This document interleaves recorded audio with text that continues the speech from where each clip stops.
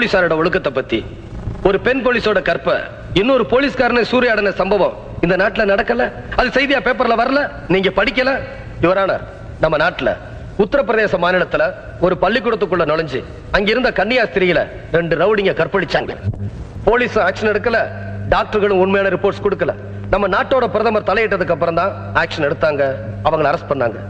இங்க இருக்கிற எல்லாரையும் கேட்கிறேன், பாதிக்கப்பட்ட எல்லா பெண்களையும் பாதுகாக்க பிரதமரா வர முடியும்? பெண்களை தாயா தங்கையா தெய்வமா நினைக்கிற உணர்வுள்ள பலரும் காப்பாத்த வரலாம். அந்த உணர்வுல தான் நானும் காப்பாத்தினேன். தாய்நாடு, தாய்மொழி, அன்னை பூமின்னு சொல்ற அளவுக்கு பொண்ணை மதிக்கிறது இந்த மண்ணுல தான். கருமாரி அம்மன், காமாட்சி அம்மன், மீனாட்சி அம்மன் சொல்லி பெண்ணை தெய்வமா வணங்குறதும் இந்த மண்ணுல தான். அந்த பொண்ணை களங்கப்படுத்துறவன் யாரா இருந்தாலும் சரி, இந்த மண்ணை களங்கப்படுத்துறவன் யாரா இருந்தாலும் சரி, தண்டிக்க தயங்க கூடாதுங்கிற உணர்வை ஒவ்வொரு குடிமகனுக்கும் ஏற்படுத்தணுங்கிற எண்ணத்துல தான் நான் அடிச்சேன்.